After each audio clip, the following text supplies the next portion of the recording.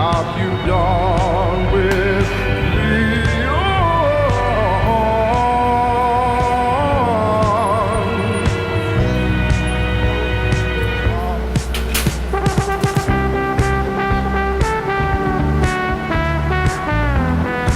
So it's just a lot of changing sides, cleaning up the ends, increasing consistency to get things really straight and uniform. Even that little bit of popping the hole on the end needed a little bit of cleaning up before I put the blow tube on there. What have you sown? What have you done with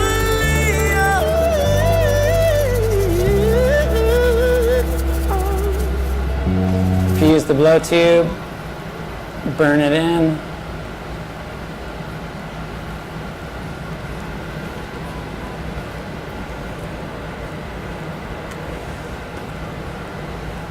And for the purpose of the demo, I won't go through those same steps on the foot, just so we can get through the process a little bit and we can see this as a finished piece.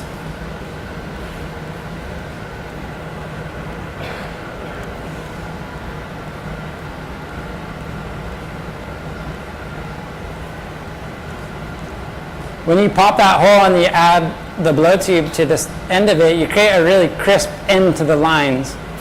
So here you can see this is where originally it was the bottom of my tube where my lines stopped, and it's a very irregular pattern where those lines stop when I initially drew them on the tube.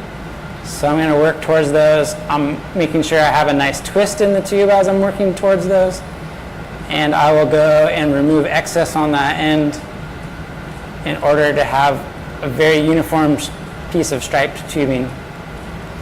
And I'm able to do that with a pretty small flame since it's such a small section of tubing. There was no need to turn on the outer burner.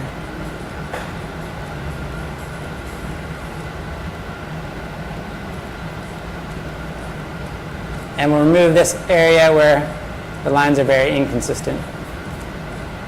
And I want to remove it a little bit past where I want the very end. That way I can come back through and clean it up.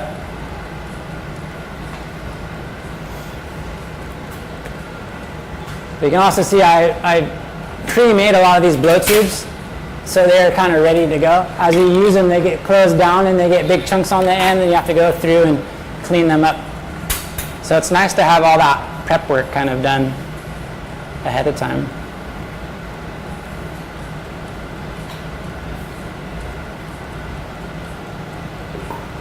So I have the puntee rod on there. I was about to remove the color, but I can utilize that puntee for a second to blow it back out and stretch it a little bit. Again, creating consistency in the tubing.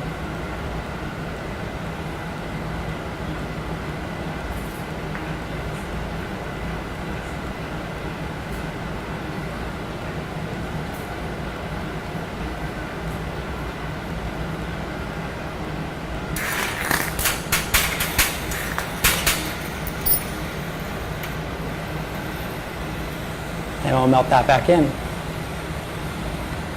It's a very small section of tubing here on the end.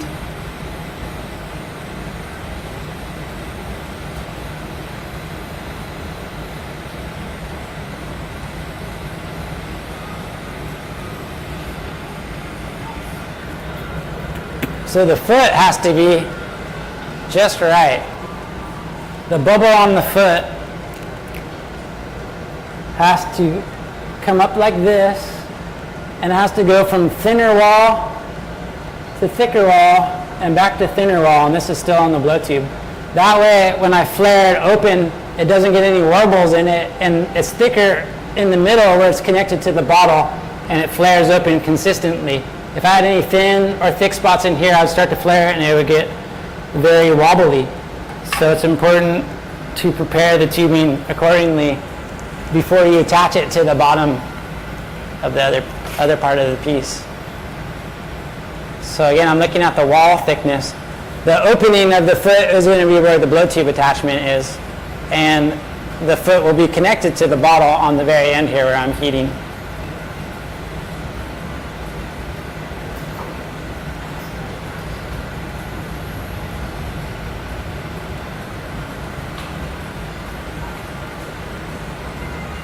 So I'm just looking at that wall thickness, analyzing it.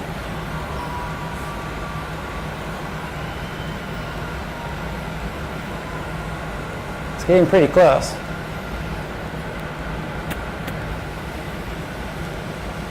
I'm going to use some of the dark garnet to connect the bottle in the middle.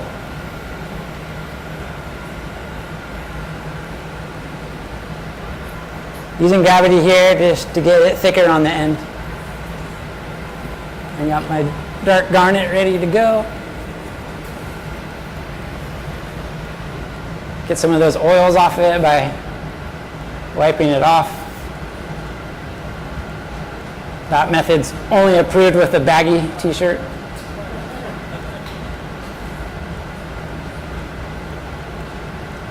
And this is what I call a button. Just a little bit of some colored glass here to extend the foot area out. And we'll put a button on the bottom of the bottle also, and then join those two together in the middle.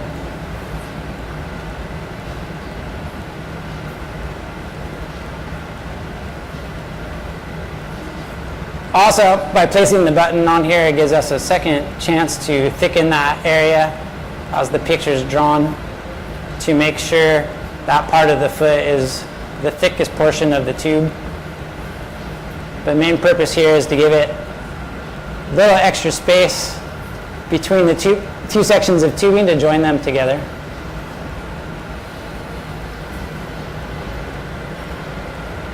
You can see how useful the kiln is for these steps. There's that tiny little bit of glass there. You can see the wall thickness of the glass. Goes from slightly thicker to thinner.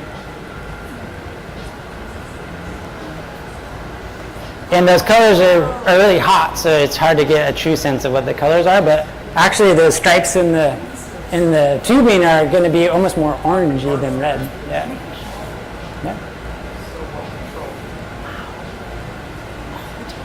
Yeah, it's nice to see it up close.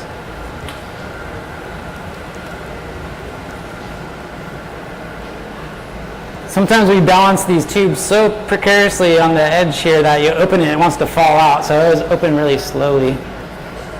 And that's a tiny little piece of tubing on the end.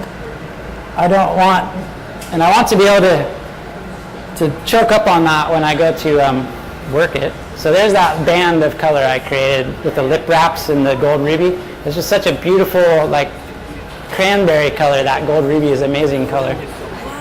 So that's those two little dark cobalt lip wraps. Yeah. Two little dark cobalt lip wraps on there with that gold ruby in between on the top of the piece. I wanted to do that on the bottom, but kind of running out of time. And it just was the purpose to show you.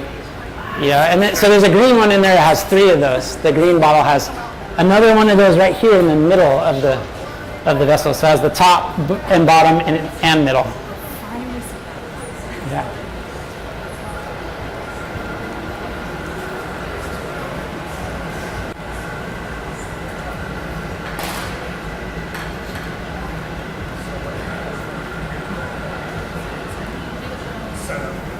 So now we want to get that shape. So this section of tube here is going to be blowing out into the bottom bubble. Still a little bit of clear on there to remove.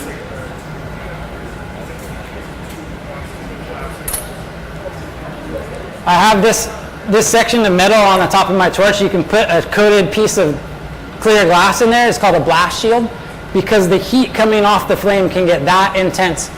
So I'll do it when I'm making bigger marbles, and you kind of like hide behind this piece of coated glass so you just don't burn your face.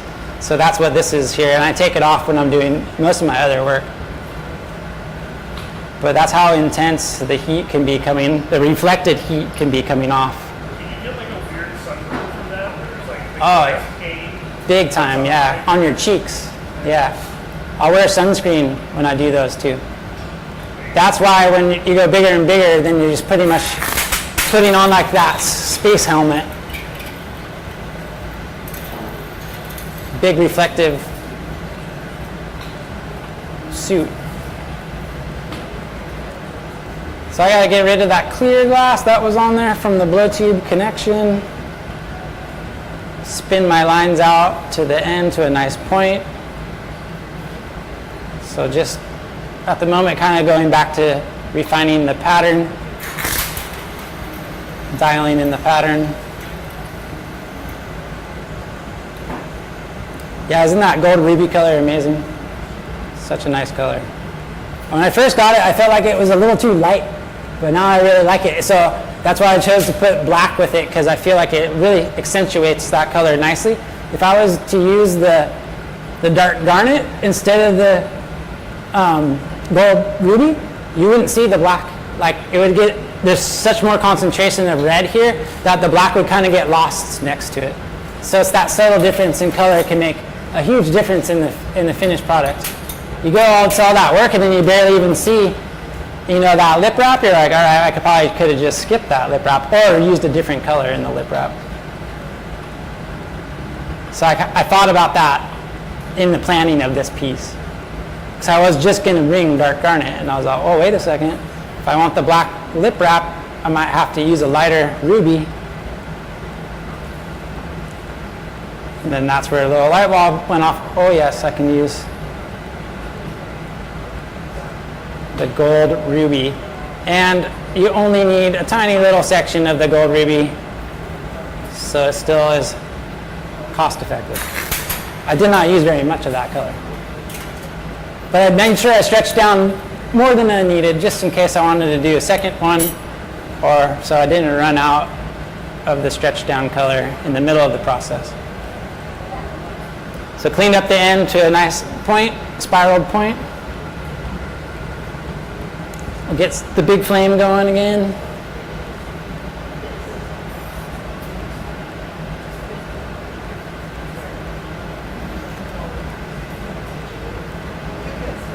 And kind of coming into the final shapings here, where I just want to create that bubble, and I'll put a little button on the bottom of that bubble, and then we'll join the foot to the top.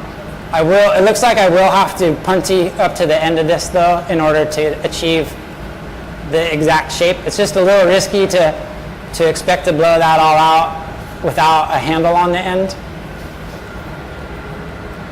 Risky meaning that there's a chance that I'll go slightly off center and I won't achieve the exact shape I want, and I might lose the symmetry of the pattern.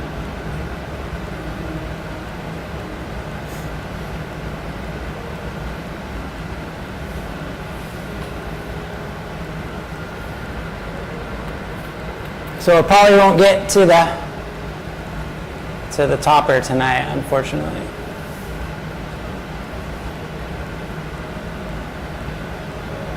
But we do tube implosions in this class, in the mini bottle class. And sometimes in pendants class too. Depends on how fast that class progresses. That technique itself takes about a half an hour, so it is a bit of a process. Just making a solid color stopper or dropper on these looks really nice too though, so it doesn't have to be a fancy design. You can do solid color and make some nice shapes in it, and it's pretty effective too. A few of the bottles out there just have solid color. So maybe not quite as much glass here as I was expecting, but we'll just make the neck of this piece a little shorter.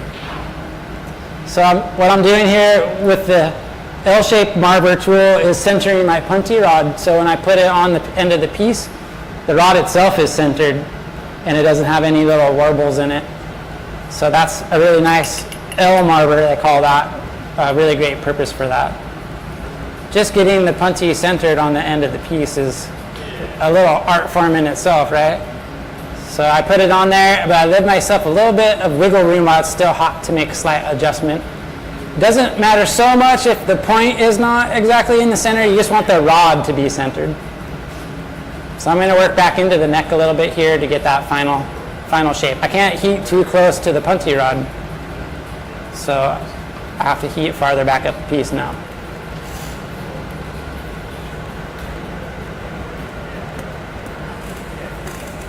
Just a little bit of heat, a little bit of blowing out, and I'll work into that neck a little bit more. Just I'm thinking about proportions of the piece right now.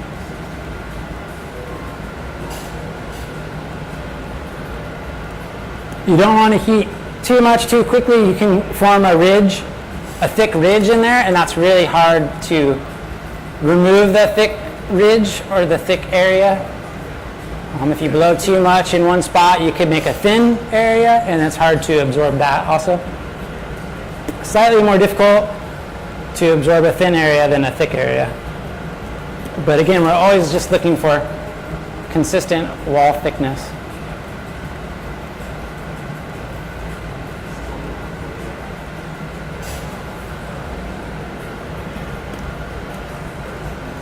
So you see where I'm going here.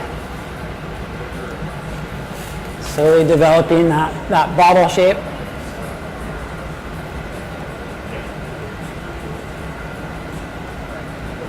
There's not much glass here in the neck to work with, so it heats up very quickly.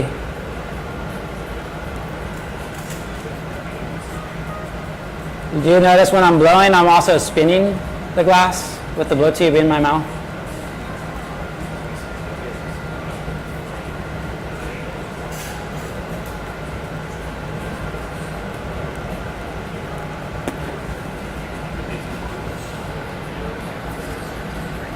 Tempting to want to break off that puntee rod on the bottom because I did kind of a cold weld. So it will snap off pretty cleanly, but what you risk is removing a little bit of your pattern. So there's times when you can do that and then times when you don't want to do that. So here I don't want to break it off just in case I took a little bit of my pattern with it. So I'll remove the puntee, leave a little bit of clear, and then I'll pull the clear away until there's not much left. Still leaving a little bit of the clear because you stretch too much of the clear off and you distort the pattern also.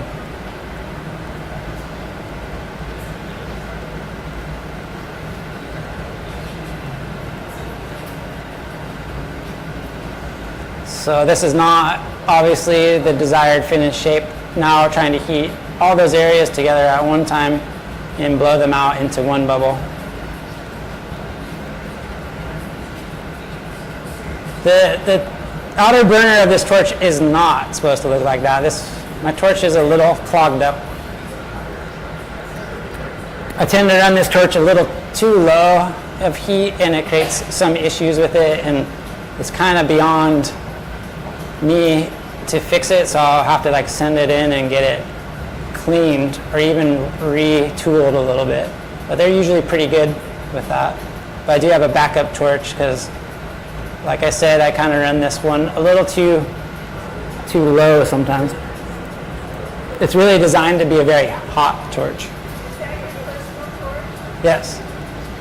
And I have a Carlisle CC as well, and I have a little National hand torch.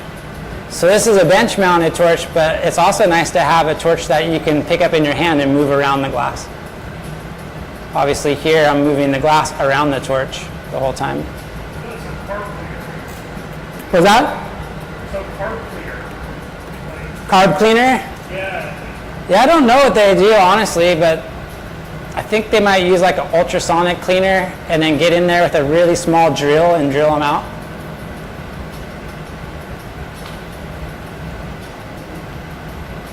But it's an expensive piece of machinery, so it's kind of nice to send it back to the manufacturer. It's really not impacting the performance so much, but eventually it will.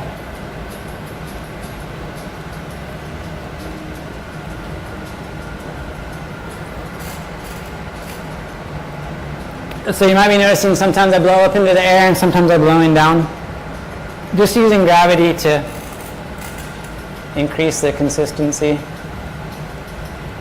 There's one little ridge here, but I think we're just gonna have to go with it because I don't want to distort this bubble too much by trying to fix one little spot.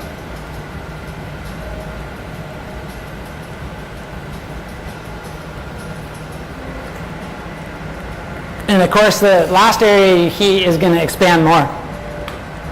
So you are thinking about what area you're heating right before you take it out of the flame, because that spot's going to expand a little bit more than the rest.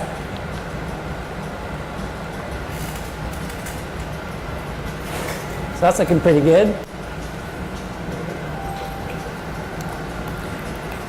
Maybe a little thin on the very bottom. That could be a problem when fusing it to the foot, so I'll thicken that up.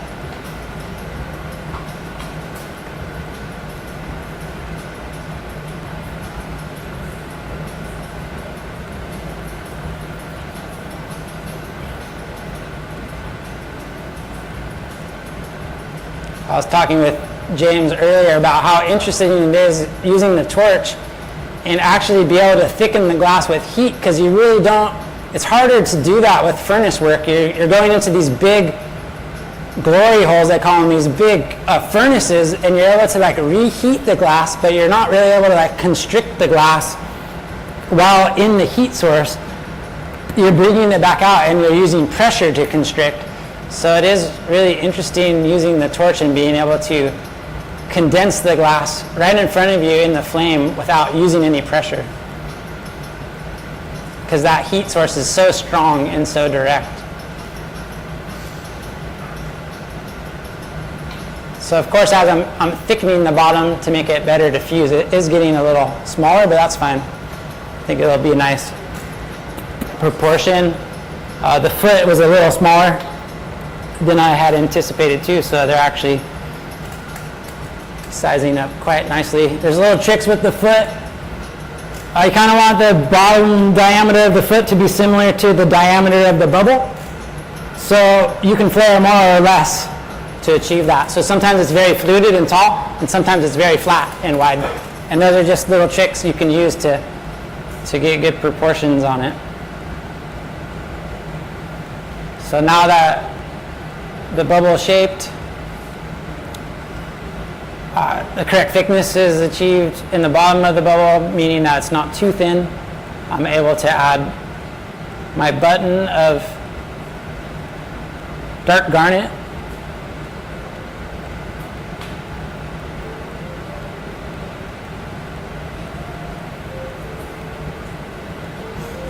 Very important to melt that in, and again, like I did on the foot, you have a second chance here to center your button. Sometimes it doesn't go on there exactly centered, and you have a second chance to thicken the bottom.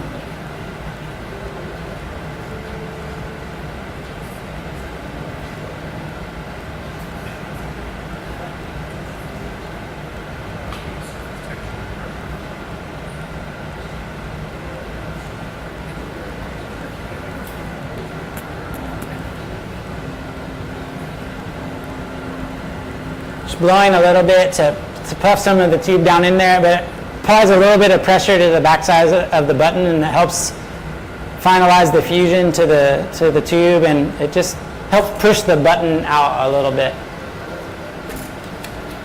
And then now we're ready to fuse them together.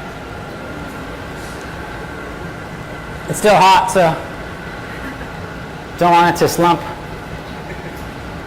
Just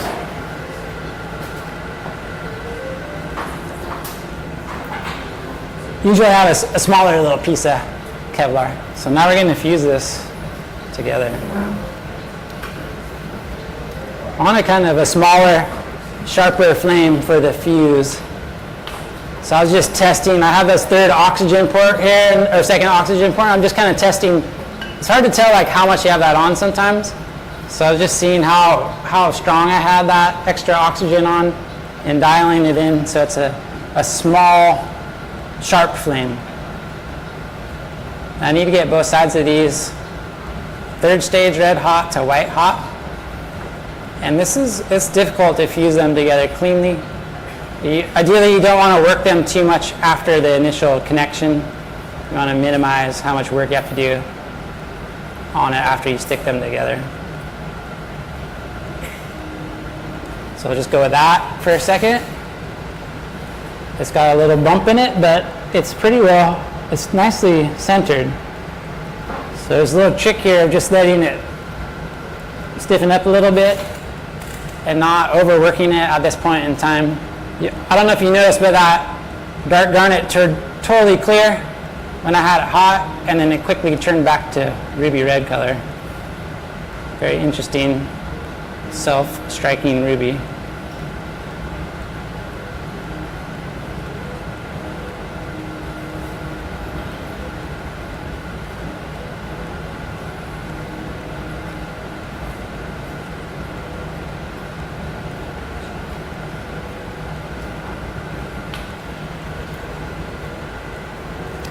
Using gravity here to just put a little tension on that so they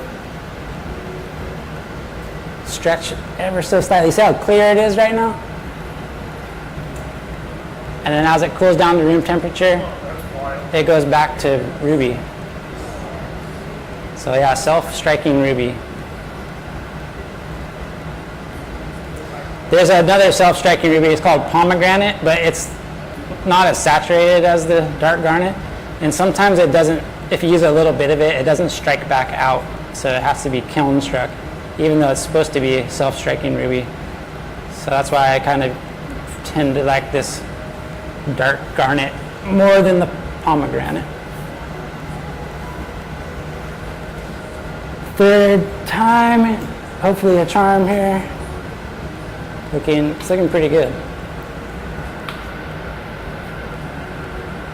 Sometimes there's a little ridge in there. The light is not super bright, but that works. It's actually kind of nice to have a diffused light because the flame of the torch puts out so much light anyways. It's not a bad lighting situation to have kind of a diffused overhead light.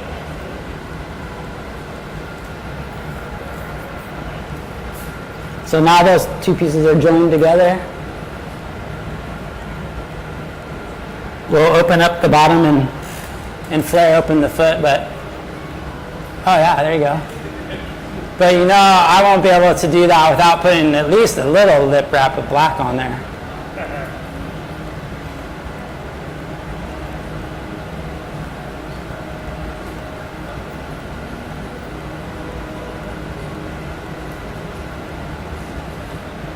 And now I have another opportunity to create that tapered wall thickness in my bottom bubble of the foot there on that picture on the right.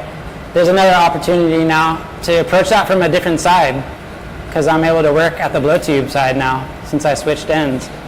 So I do get another chance here to dial in that wall thickness just how I want it. It's solid between the bottle and the foot, right? It's Correct. not hollow. Yeah.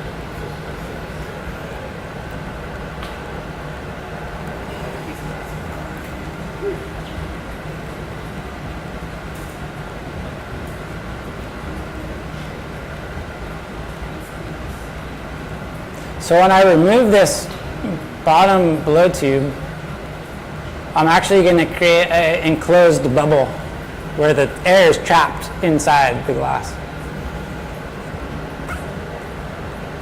And that's kind of on purpose. We'll show you an interesting quality of the glass in this scenario.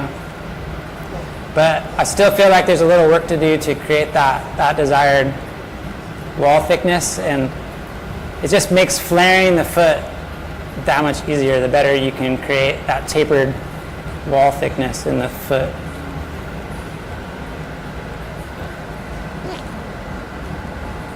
I believe I capped it and blew into it, and I didn't need to do that, right? Because, yeah.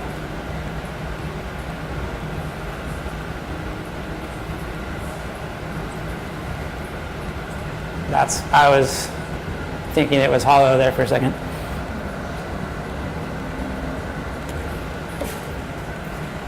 There we go.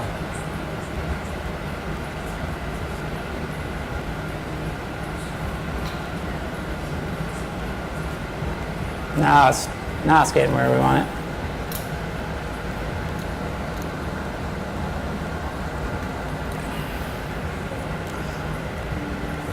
So it probably would have been more ideal to already have the lip wrap on there, but we'll see how it goes. Maybe I can still get one on there.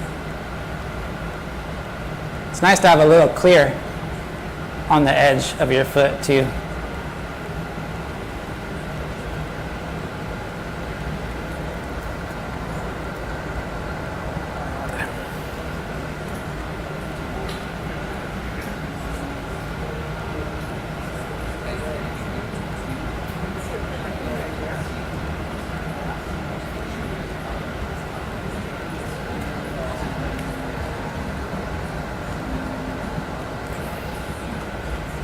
Okay, I think we're ready to remove the blow tube.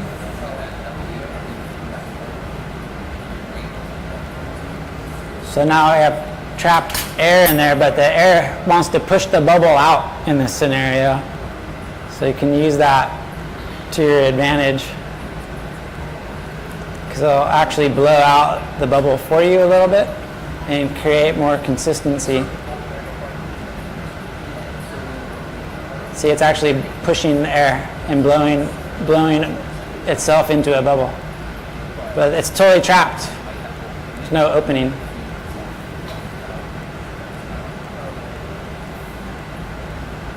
And it'll pop itself open too.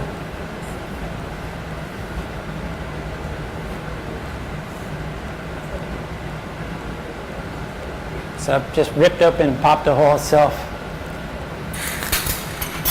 Now I'm just going to go for the flare. It's probably close to 9 o'clock, huh? 15 minutes. We still got to do the top.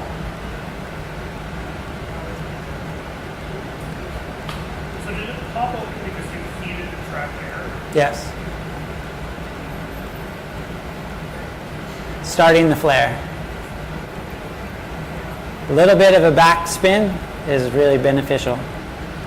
So I just wanted to get that open and started. Now I can dial in the thickness, and the thickness will help me control the proportions of the foot too. If I feel like there's now a little bit, at this thickness there's a little bit too much material, so if I thicken it up, I'll be able to make it visually look smaller.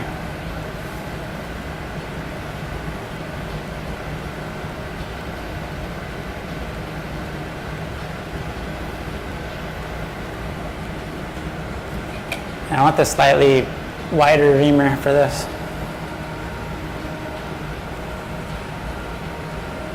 Still focusing the heat towards the lip.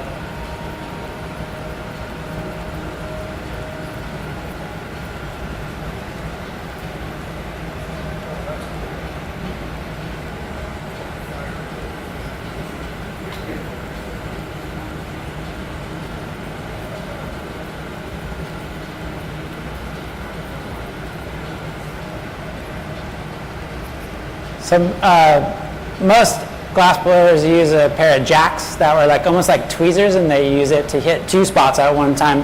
You can use them with Boro glass too, but I've always just learned to use the single tool, or the reamer with the single point.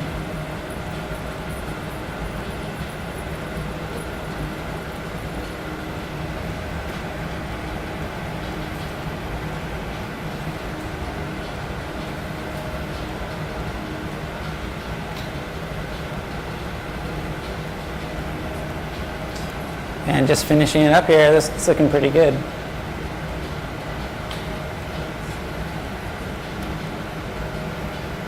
So no fancy lip wraps or little incolmo sections on the bottom, but I just wanted to do at least one of those to give you an idea of the level of detail you can put into these pieces. Graphite tools tend to leave tool marks, little ridges, chill lines. So it's always good to fire polish the area that you use the graphite on after using the graphite tool. Fire polishing means just to use a strong flame and heat the outside of the glass to get a nice glassy finish on it without necessarily changing the shape of the piece. Wow, it's crazy. There's a little draft right here, and the glass cools down so fast when I'm back here, just from that little bit of air.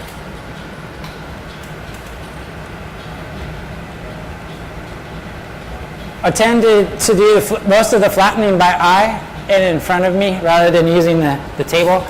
You're actually never really 100% sure how level your table is too, honestly. But we're able to tap down the high points with the paddle, so you can visually see the high points.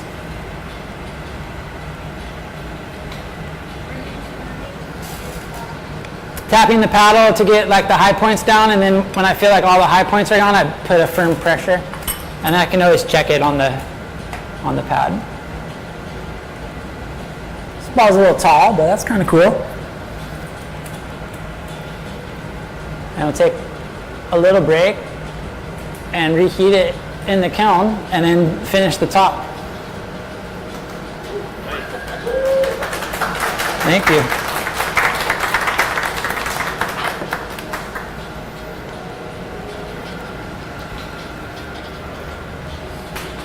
So this is the tube implosion technique that we didn't have time to do tonight. Creates a really nice implosion technique. And you can see the layers in the bottom of this foot. It has multiple sections of clear, then dark garnet, then clear, then dark garnet, so there's so many. Yeah, so there's the inch. So the foot was actually built, all of that technique I was showing of a lip wrap, a little coil pot, lip wrap, the whole foot was made that way on this one. And then that's Draw how you make an implosion? Yeah, I would have liked to get to that, but it takes about a half an hour to do that. Oh, that's beautiful. And then the foot, you can see all the different lines in the foot, and you kind of got a little glimpse on how to do that technique with the foot. And again, like that foot was made totally separately of the bottle top. It was just built up with little sections of rod, the whole entire foot. I didn't notice those little white parts in the... Yeah, it's a little clear. So it goes clear, dark garnet, clear, dark garnet, clear, dark garnet, clear, dark garnet, clear. Wow. So lots of little sections. Yeah. So, and that's a different coloration technique in the top. That's the wrap and rake I was telling that we'll get to in intro to solid eventually, yeah. So not quite enough time to do that tube implosion tonight because it would take us pretty late. So I'd rather. Yeah. And there's a few more bottles in there too. Yeah. Yeah, I'll do the top here in a second. I just, rather than kind of rush it and go to do the top right away, it might crack. It's like if I leave it in there for 5 minutes or so, it gets a little more heat in it. And I needed a sip of water anyways too.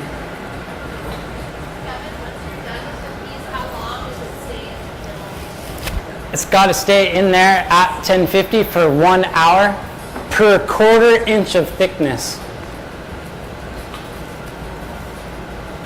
It's not very thick because it's blown. So it has to soak in there for like an hour and a half, and you could probably just turn it off. Where does that put one of your marbles in? So yeah, a 2-inch marble would have to soak for 8 hours. Yeah. And the thicker it gets, then you have to stage it down. You can't just turn it off at that point. You would have to hold it at 1050 for 8 hours, and then at 2 inches, the second stage of the cooling is 960. You actually you're supposed to hold it there for 8 hours also. And then like 4 hours at 700 and like 2 hours at 500. So the thicker and thicker, the annealing time just gets way longer. All right, let's wrap it up. Should be finished right at 9 o'clock. Nice to have the torch on already. And you not have anything in your hand coming over. So the bottom puffed out for us and popped its own hole. Well, it's exact opposite on the top. If you enclose the top of the piece and you start heating, instead of wanting to blow out, it wants to suck the glass down into this narrow section. So actually start pulling down into the piece. So you need to pop a hole first in the side of the piece, then take the blow tube off and not have that hole closed down. So it's total opposite, and it's all just a physics thing. So when you have an open bubble, it wants to puff out. But when you have a curve like this, it wants to pull in. So I have to do a totally different approach with the top than I did to remove the blow tube with the bottom. Yeah, some kind of physics thing. Oh, we need our tool also. It's drawing you to where. And I'll use this tool to grab the bottom.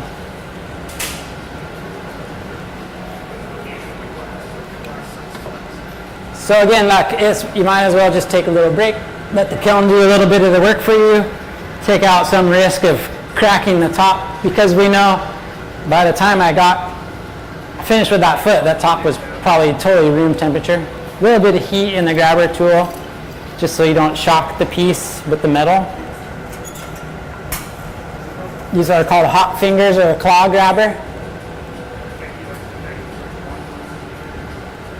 So again, the piece is maybe a little taller than I had anticipated, but not too bad for a demo. Same thing as the bottom, we have another opportunity here to blow out the top, fine tune the shaping of the top before removing the blow tube. Looks like I got a little bit of residue from my hands on there, so hopefully that burns away. Some scuzzy marks, yeah, it's burning away.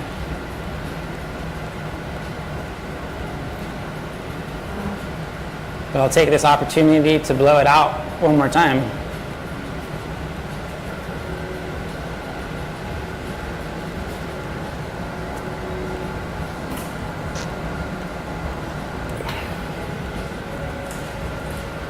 And we got to pop a hole on the side. We've been doing this in the vase class, Intro to Tubing.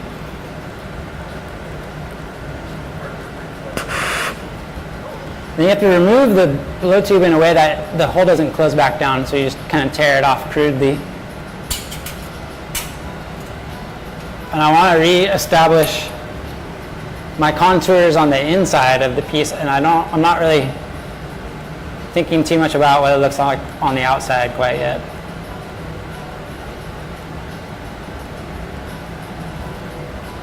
Looks really nice on the inside, so we'll go to the scissors.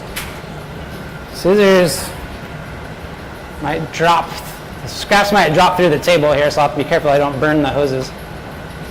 I'll try to cut onto this metal pad.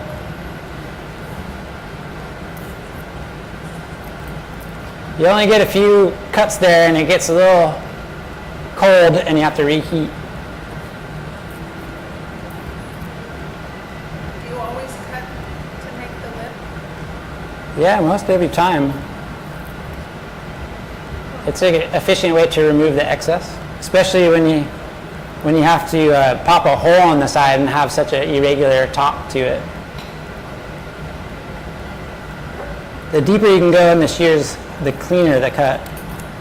So at first it's a little bit choppy, and then you're able to remove enough excess to go deeper in the shears. So something happened with my grabbers.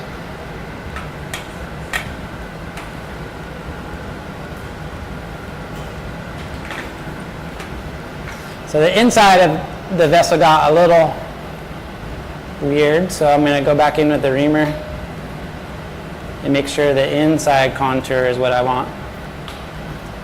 And then continue to trim, because that actually pulls out some of the irregularities off to the side, and it's easier to spot what I need to cut off. And also want to remove the right amount of excess that I don't leave too much clear on the top of the piece, because it'll detract from that nice section of tubing that I created with the lip wraps and the coil pot. These scissors are different than the ones that we use here at BAGI. Work a little better actually. But we've learned how to use the ones here at BAGI. These are just bonsai shears. They're not, I think they do say they can be used for cutting glass, but they're not really like glass specific.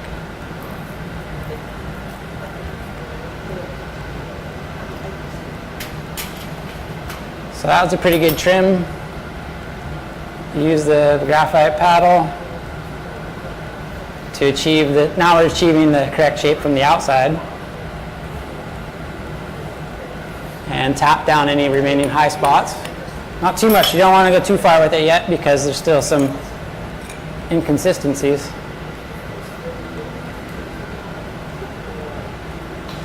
Paying more attention to what it looks like on the inside. And if I'm going to add a stopper or a dropper to this, I want a flared opening, so this one doesn't fit super tight in there, right? So I kind of want to match this contour of the dropper. I want the inside of the bottle to have that one, because this one could drop in there a little bit more. Someone here might say that I have the wrong stopper in that piece. Wonder who that is. There's some controversy at our house of what stoppers and droppers should go with wet bottles.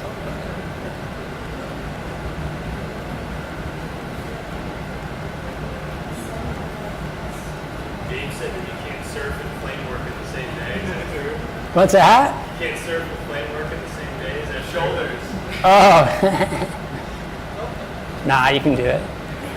Especially if the waves are good. Looks like a workout with your shoulders. It's a forearm. Yeah. If you keep your shoulders low enough, it's a lot with the forearm. So that's why I'm always trying to rest my arm. So yeah, it's actually pretty different muscle groups, so totally doable.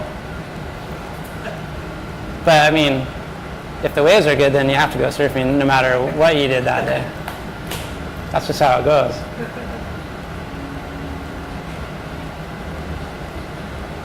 And yeah, well, that'll get that surfing, that's a workout.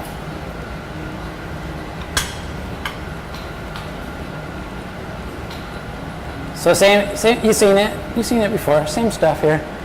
Just creating consistencies. You do as much as you can when you can still blow into the piece, but by using the reamer and the paddle, you can absorb a lot of little inconsistencies in the piece after you remove the blow tube and have no capabilities of blowing into it.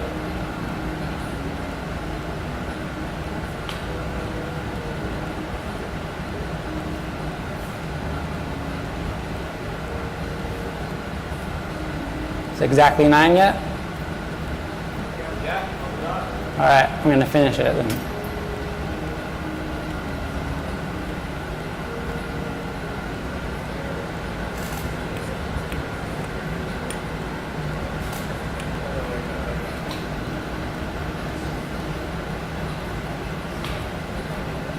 So I wanted to show you that nice little section on the top of this vase before. It kind of just has to go into the kiln now, so we won't be able to look at it. So I wanted to show you there, because it'll have to soak now for a little bit.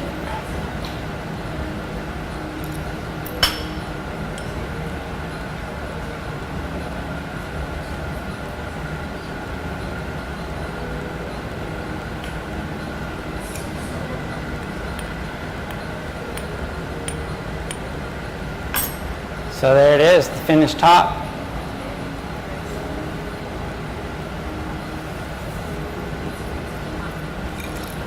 At first I was like, why did I bring these? And now I remember.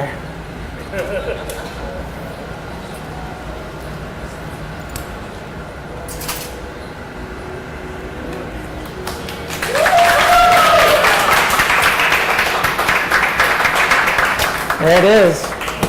So about an hour and a half in there, just based on the thickness. All right. Thanks for watching. Any questions? Can you draw how you do the implosion? Oh yeah. Basic implosion, yes.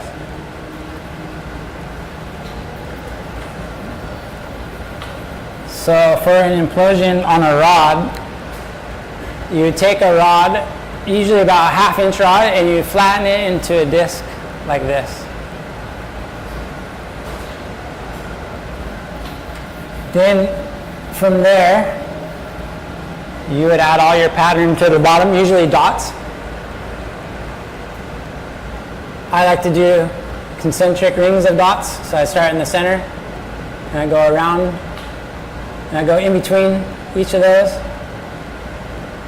and I keep on going out, building the dot pattern out. That's the bottom. So then you start heating from the bottom. Kind of, the flame is kind of directed more towards the center of your flame, and you're spinning and you're holding it up in the air.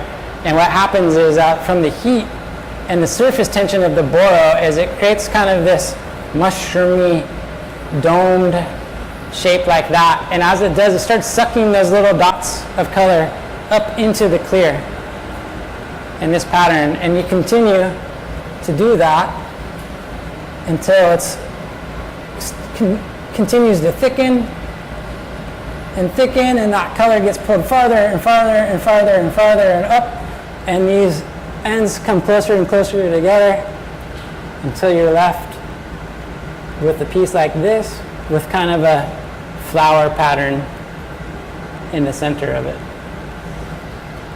And then you remove it from the rod, and then you flip it into a disc, and your pattern's in here.